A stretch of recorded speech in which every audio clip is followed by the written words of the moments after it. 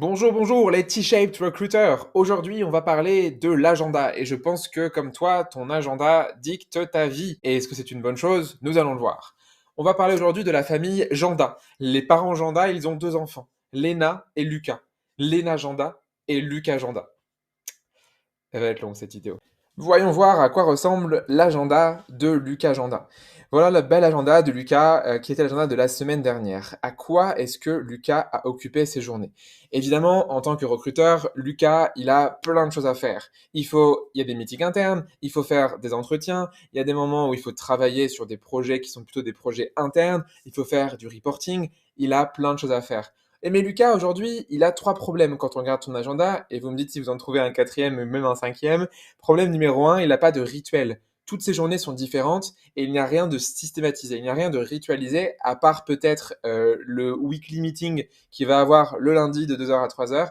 Tout le reste, en fait, on voit que ça a été fait un peu n'importe comment. Et du coup, il se retrouve, par exemple, le mardi matin à devoir faire trois choses en même temps. Il doit regarder une conférence en mangeant, en travaillant sur des job ads, en faisant un team meeting. C'est clairement pas possible. Il a au milieu de journée quelqu'un qui arrive et qui lui pose un meeting, need your help. Du coup, Lucas, il ne peut pas travailler efficacement dans ces conditions-là. Deuxième problème, Lucas, aujourd'hui, il n'a pas de me time, il n'a pas de free time, ce moment où il peut prendre du temps pour soi. C'est une pause, c'est une balade dans la forêt, le moment pour manger le midi et pour prendre vraiment le temps de couper la journée en deux. Ces moments-là, il les a pas, et donc on voit qu'en fait aujourd'hui, sur une journée comme mardi par exemple, il enchaîne jusqu'à 6 heures, et ça rend la chose assez difficile. Et il a un troisième problème, Lucas Janda. Son problème, c'est qu'aujourd'hui, il n'a pas un fonctionnement par bloc. Son fonctionnement, il est un peu, bof, voilà mon agenda, faites-en ce que vous voulez, amusez-vous. Et du coup, il n'arrive pas à optimiser son temps parce que clairement, imaginez un mardi, il commence à faire du sourcing, ensuite il doit rappeler un ATS, ensuite il doit avoir un entretien, il part en meeting, puis finalement il a son temps, il doit manger, mais en fait il voulait travailler sur les annonces et en même temps il a un entretien qui commence, puis il a un team workshop et il repart en entretien. En fait, il ne peut pas gérer son temps efficacement, Lucas, parce que son agenda n'est pas fait par bloc. Son agenda, il est complètement libre. C'est un agenda libéré. Mais qui dit agenda libéré ne dit pas agenda efficace. C'est tout pour Lucas Agenda. Et qu'en est-il du côté de Lena? Lena Agenda, elle est bien plus maligne que son frère. Lena Agenda, elle a un agenda parfait, un agenda qui pourrait faire rêver. Regardons de plus près l'agenda de Lena avec les trois problèmes qu'on avait identifiés chez Lucas.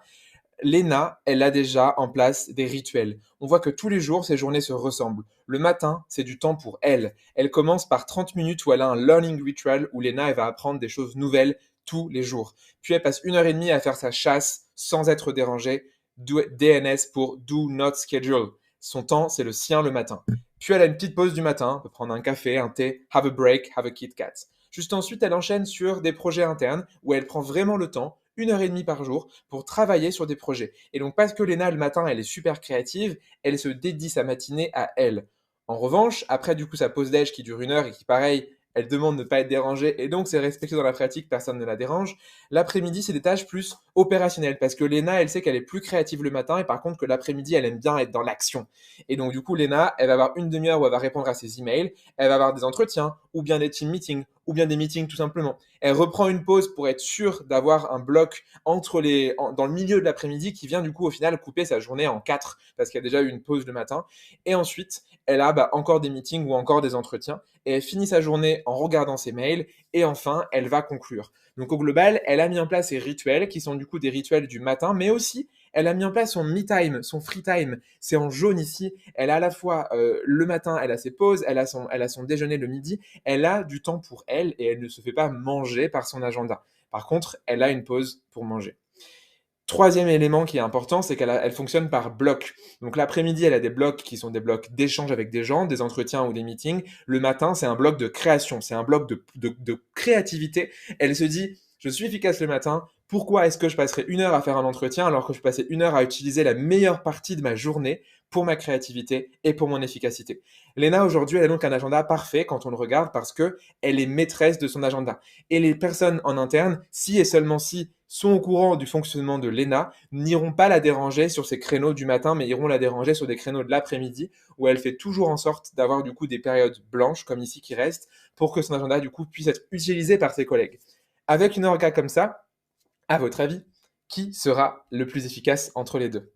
Alors, Lucas ou Léna? qui de Lucagenda ou de Lunagenda a, selon vous, la meilleure organisation aujourd'hui? Et toi d'ailleurs, t'es plus team Lucagenda ou t'es plus team Lenagenda? Tu nous dis ça en commentaire. Passe une excellente journée ou une excellente soirée et on se dit à la prochaine pour un nouvel épisode du T-Shaped Summer Camp. Merci d'être allé jusqu'au bout de la vidéo. À bientôt.